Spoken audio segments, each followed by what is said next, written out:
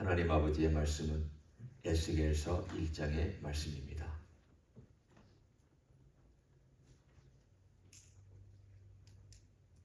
에스겔서 1장 1절부터 3절까지의 말씀과 22절부터 끝절까지의 말씀 두 군데를 교독하도록 하겠습니다. 30째 해 넷째 달 초 닷새에 내가 그발 강가 사로잡힌 자 중에 있을 때에 하늘이 열리며 하나님의 모습이 내게 보이니 여호와 기니 사로잡힌 지 5년 그 달 초 닷새라. 같이 3절 읽습니다. 갈대아 땅 그발 강가에서 여호와의 말씀이 부시의 아들 제사장 나 에스겔에게 특별히 임하고 여호와의 권능이 내 위에 있습니다. 20절로 넘어갑니다.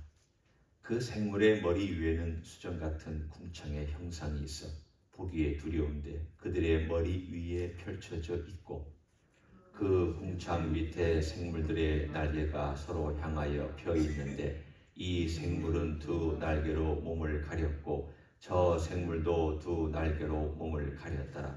생물들이 갈 때에 내가 그 날개 소리를 들으니 많은 물 소리와도 같으며 전능자의 음성과도 같으며 떠드는 소리 곧 군대의 소리와도 같더니 그 생물이 설 때에 그 날개를 내렸더라. 그 머리 위에 있는 궁창 위에서부터 음성이 나더라. 그 생물이 설 때에 그 날개를 내렸더라.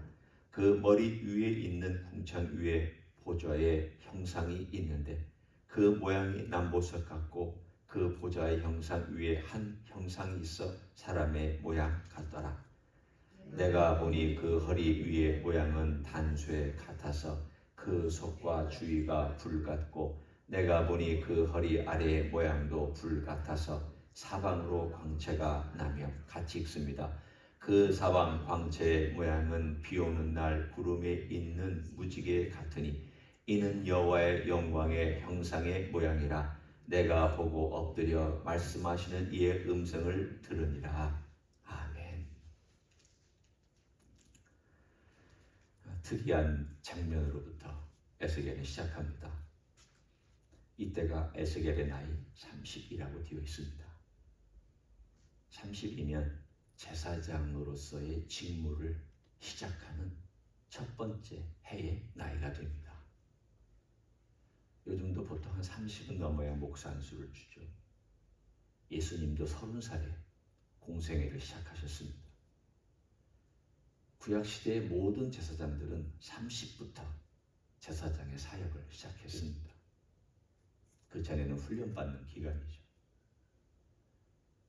에스겔도 그가 20대 초반에 훈련받기 시작했을 때 내가 이제 앞으로 30이 되면 성전에서 하나님을 수종드는 제사장으로 살겠구나. 나는 꿈과 계획이 얼마나 그의 마음속에 가득 기대감을 갖고 있었겠습니까? 그런데 사로잡혀 왔습니다. 그러니 사로잡혀 와서 나이가 30이 될 때에 나는 도대체 뭐냐? 아직까지 성전은 예루살렘에 있었습니다. 멸망하기 5, 6년 전입니다. 잡혀와서 5년이 지났고 아직 예루살렘에는 성전은 남아있는 채 시드기야가 여전히 왕으로 있었던 때 미리 잡혀왔던 10,000명 중에 한 명이었습니다. 그러니 얼마나 상실감이 크겠습니까? 제사장인데 이제 30이다. 예루살렘에 있었더라면 내가 제사장의 일을 할 수 있었을 텐데 지금 나는 뭐 하는가? 이곳 잡혀와서 나는 아무것도 하지 못하고 뭘 해야 되나? 그때 하나님께서 오늘 우리가 본 것처럼 제사장의 역할은 아니지만 선지자의 역할로 그를 불러주셨습니다. 하나님 참 묘하시죠. 어떤 일을 하지 못하게 할 때에는 또 다른 일을 하게 하십니다. 그런데 또 묘한 면이 있습니다. 그 묘한 면은 이 에스겔서의 특징이 앞으로 파괴되는 성전도 보여주시지만 새롭게 되는 성전을 하나님께서 보여주셨습니다. 뒤에 가면 그 성전의 묘사에 대한 이야기가 자세하게 나옵니다. 제사장의 땅이 나오고 제사장이 측량하는 길이가 나오고. 한번 생각해 보십시오. 여러분이나 우리가 이제 이 교회를 다니면 교회 군데군데마다 뭐가 있는지 잘 알잖아요. 스피커가 서 있고, 그 다음에 저는 이렇게 마이크가 있고 강대상이 있고 모든 것 피아노 등등등의 그 위치나 모든 것에 대해서 간단하니까 알잖아요. 그렇지만 제사장들이 아는 성전의 구조는 생각보다 복잡하고 일반인들에게는 공개되지 않는 내용들도 많이 있습니다. 그런데 하나님께서 제사장으로서 훈련받았던 그에게 미래의 성전을 보여주시면 얼마나 잘 이해하겠습니까? 일반 사람들은 아마도 설명해주고 보여줘도 아마 이렇게 속으로 그게 뭐예요? 그게 뭐에 쓰이는 거예요? 그리고 이 모양은 왜 그래요? 그렇게 아마 질문을 가지고 제대로 전달도 못하고 제대로 적지도 못했을 것입니다. 그렇죠. 내가 알아야 제대로 적죠. 내가 이해를 해야 제대로 기록을 할 거 아닙니까? 이해 못하면 기록도 제대로 못합니다. 하나님께서 제사장으로서 사역할 뻔했던 사람을 데려다가 하나님의 비전을 보여주시고 그 백성들에게 말씀해 주시고 미래의 성전을 보여주시고 그리고 하나님의 사역을 하도록 오늘 이 에스겔을 불러주셨습니다. 그런데 하나님께서 이 이야기를 주셨을 때에는 우리가 봐야 될 본문이 있습니다. 한번 우리가 마지막 봤던 에레미야 애가 5장의 마지막 부분 한번 보십시오. 에레미야 애가 5장입니다. 에레미야 애가 5장 우리가 어제 읽었던 본문에 보면 마지막 22절에 이렇게 말씀합니다. 주께서 우리를 아주 버리셨사오며 우리에게 진노하심이 참으로 크십니다. 한편으로는 소망에 대한 것을 그 앞절에도 얘기했고 또 그 앞절에 앞에 있는 절에서도 얘기를 했지만 마지막 부분은 너무 상심이 커서 마음이 아파서 하나님 우리를 버리셨습니다.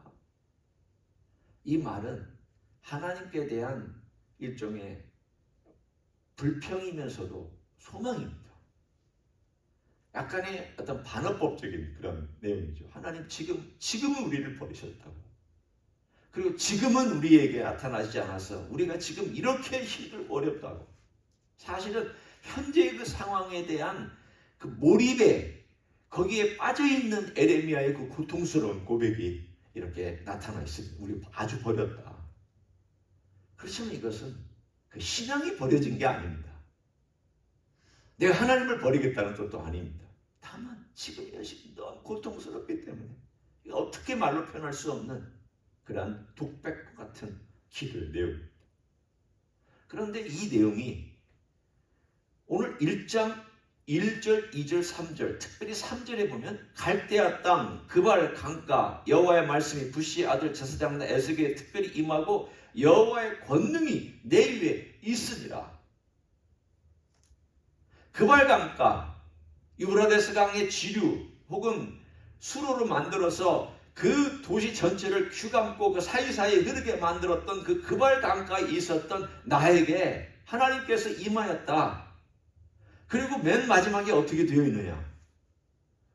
28절에 그 사방의 광채 모양은 비 오는 날 구름에 있는 무지개 같으니 이는 여호와의 영광의 형상의 모양이라. 내가 보고 엎드려 말씀하신 이 음성을 들으니라.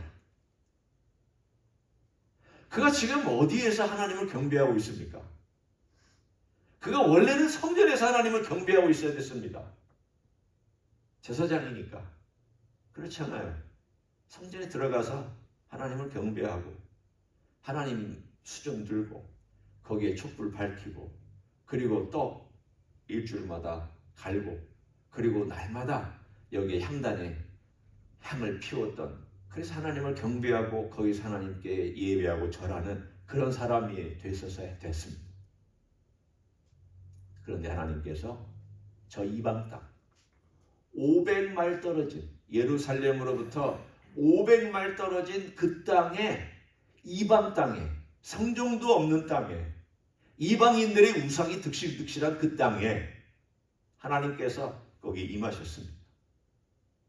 뭘 말씀하시는 겁니까? 에스겔아, 봐라. 내가 성전에 묶여있느냐? 네가 그렇게 섬기려고 하는 성전 안에 내가 갇혀있는 하나님이냐? 내가 그렇게 좋은 하나님이냐? 내가 그렇게 연약한 하나님이냐? 내가 그렇게 너 이스라엘만 다스리고 있는 하나님이냐? 아니다. 나는 온 열방 위에 다스리고 있는 이런 하나님입니다. 에스겔이 그 하나님의 형상과 하나님의 영광 앞에 그 엎드렸다고 얘기하는 것은 경배하고 있는 그 모습을 통하여서 에스겔은 와, 그렇구나. 내가 지금 여기서 제사장이 아니지만 그러나 하나님은 나를 또 여기에서 제사장으로 불러주셨구나. 진짜 하나님, 영광의 하나님, 하늘 위에 계시는 하나님, 너무 커서 감히 이 세상이 담지 못하는 그 하나님을 나에게 드러내 주시고, 그리고 내가 너희 민족과 너희 민족의 미래와 너와 이 모든 열방들을 내가 통치하겠다라고 보여주셨습니다. 에레미야에게 대한 답입니다. 묘하게 에레미야가 다음에 에스겔을 이렇게 위치시켜 놨습니다. 여러분, 성경의 모든 순서가 다 시대별로만 된 건 아닙니다. 어떤 것들은 앞에 있는 시대가 뒤로 가기도 하고 큰 책들은 크게 묶여 있기도 합니다. 에레미야 애가는 고통 가운데 울부짖음이 끝났지만 그러나 에스겔에서 그 해답을 주고 있습니다. 어떤 해답입니까? 내가 너희를 버린 것이 아니다. 내가 너희들을 아주 버린 게 아니다. 내가 포로로 잡혀간 너희와 함께 여기에도 있고, 내가 지금 에레미야를 통하여 책망하고 있는 그 땅에도 나는 여전히 통치하며 나는 그 내 백성에 대하여 내 계획을 이루어가고 있다. 하나님은 바벨론에도 계셨고 하나님은 예루살렘에도 계셨고 하나님은 그 백성이 있는 곳과 온 열방 가운데 계심, 오늘 이 우리가 읽지 않은 내용까지 다 포함해서 그때 이 에스겔에게 다 보여주셨습니다. 우리는 이 에스겔서 1장을 보면 가운데 대목에 사람들이 많이 집중합니다. 읽고 나면 내 생물 때문에 굉장히 호기심이 많아져서요. 그렇죠? 내 생물에도 등장합니다. 사면에 한쪽은 사람, 한쪽은 사자, 한쪽은 소, 한쪽은 독수리.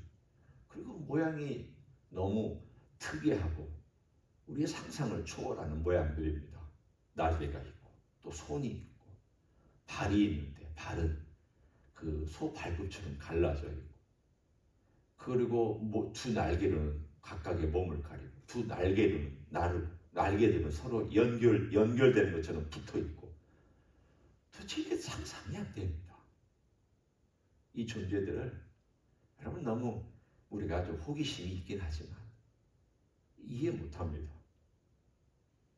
이걸 그림으로 그려도 완벽하게 그림으로 못 그립니다.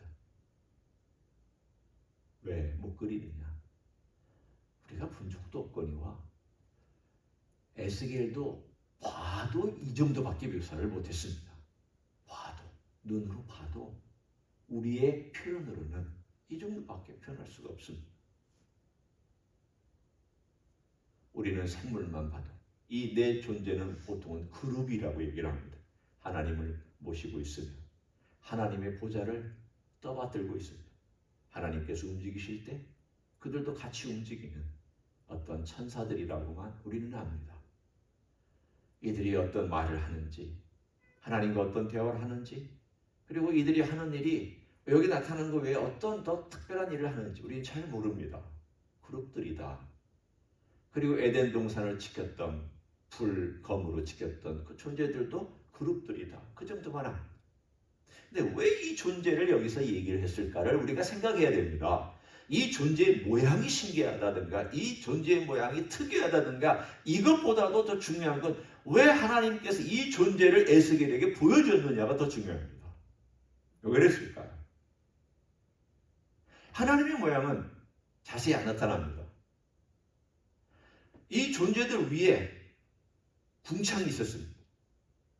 이 말을 잘 들어보시면 여기에 피조물이 있고요. 피조물 중에 제일 하나님과 가까이 있는 그룹들, 내 생물들이 있고 그리고 궁창이 있고 하나님의 보좌가 있다고 그랬습니다. 이걸 우리가 생각하셔야 됩니다. 피조 세계와 하나님은 분리되어 있구나. 아무리 가까이 있는 존재들이 할지라도 우리는 이들 이해 못합니다. 우리는 이 내 생물조차도 어떤 존재들인지에 대해서 이들이 어떤 능력을 가지고 있는지에 대해서 여기서 묘사된 거 외에는 우리가 아는 바가 없습니다. 우리는 너무 모릅니다. 저는 사실은 에스겔서 1장을 읽을 때마다 느끼는 것이 왜 이렇게 모르는 게 많을까? 이 영적인 세계와 영적인 존재들에서 너무 모른다. 너무 모른다. 너무 무식하다는 거야. 나는 무식하구나. 나는 하나님의 세계에 대해서도 너무 무식하고 아니 궁창 위에 하나님은 고사하고 궁창 아래에 있는 이 내 생물에 대해서도 아는 바가 별로 없는 게 사실은 우리 현실입니다. 뭘 말씀해 주고 있을까요? 초라한 거죠.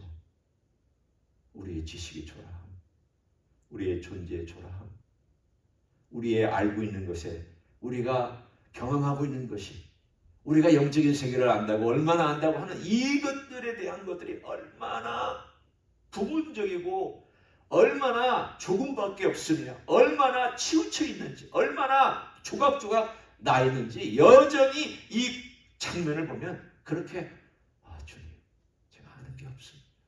오늘 아침에도 앉아서 이 장면을 어떻게 내가 하나님 설명할 수 있습니까? 아는 게 없는데 제가 아는 게 없는데 어떻게 설명합니까? 여러분 한번 생각해 보시고 여러분 아는 게 없을 때 설명하려면 답답하지 않겠습니까? 제 심정이 그래요. 아는 게 없는데 이걸 설명해야 되니까 답답해요. 그래서 사실 이 장면 제가 제대로 설명 못합니다. 다만 이 피조 세계와 하나님의 보좌가 이렇게 갈라져 있구나. 그리고 하나님이 얼마나 크신 분인가를 보여주는데 이 생물들을 사용하고 있구나. 너는 이것도 모르지 않느냐? 너는 이 세계도 잘 이해하지 못하지 않느냐? 그래 내가 하는 일을 네가 어찌 알겠느냐? 하나님의 그 놀라운 영광과 존귀하심에 대해서 우리가 얼마나 안다고 얼마나 내가 이해한다고 내가 말할 수 있겠느냐? 그런 하나님이 여기 있다.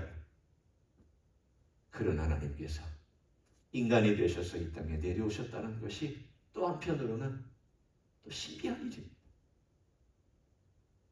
그 높은 피조 세계와 분리되어 높이 계신 분이 그 피조 세계 중에서도 제일 아래까지 내려오셔서 우리와 함께 걷고 우리와 함께 먹고 우리와 함께 이야기하고 우리의 눈높이에서 우리와 함께 같이 바로 앞에서 제자들과 함께 제가 그 자리에 있었다면 저와 함께 얘기하고 이름 불러주고 설명해주고 같이 길을 걸었다는 게 이게 신기한 일입니다.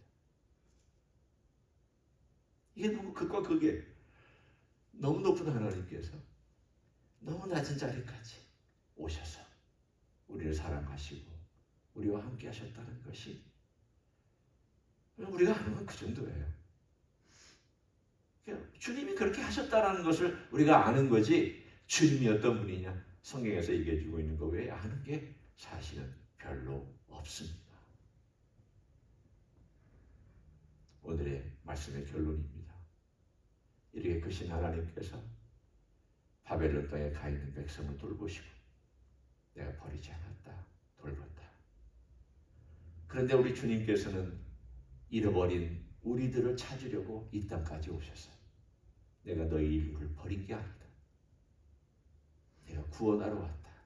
이게 얼마나 감사한 일인지. 그래서 내가 구원받고 내가 주님의 은혜와 하나님의 보좌 앞에 갈 수 있다. 이런 보좌 앞에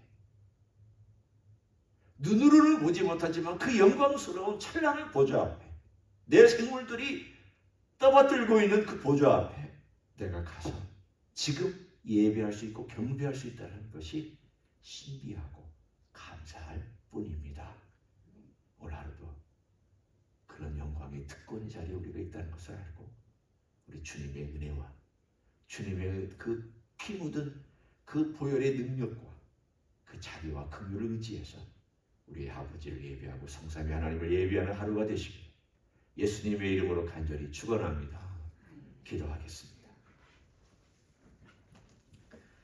고맙습니다. 하나님, 이렇게 크고 장엄하고 두렵고 떨리는 하나님께서 이 땅에 인간이 되어주셔서 내려오시고 우리 곁에 계시고 우리 대신 죽으시고 나의 죄를 위하여 십자가에서 돌아가시고 피 흘려주셔서 감사합니다.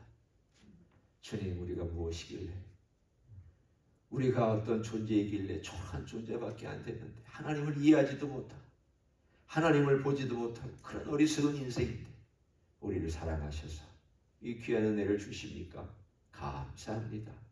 주님, 오늘도 그런 놀라운 은혜를 받고 구원받고 하나님의 보좌 앞에 나아갈 수 있게 해주시니 감사합니다. 그 영광스러운 보좌 앞에 오늘 우리가 나아가 기도하며 아바 아버지라고 부르짖으며 우리 주 예수 그리스도의 이름을 부르며 성령님의 도움을 구하게 해주시니 감사를 드립니다. 그 놀라운 영광스러운 자리에 오늘 하루 풍성한 삶이 있도록 축복하여 주시옵소서. 이제는 우리 구주 예수 그리스도의 은혜와 하나님 아버지의 극진하신 사랑과 성령 하나님 교통하심의 역사가 오늘도 우리 주 예수 그리스도의 그 놀라우신 은혜 때문에 구원받고 영광의 자리까지 가서 예배할 수 있으니 놀라운 주님의 제자로 변화받는 사람으로 만들어주시며 감사하여 그 영광에 참여함이 감사하여 오늘도 그렇게 살아가기를 소원하는 이 자리에 참는 모든 종들 위해와 주의 임재 희수교회 위해와 이민교회들과 한국교회들과 선교사님들 위해 이제로부터 영원히 함께 하실지어다.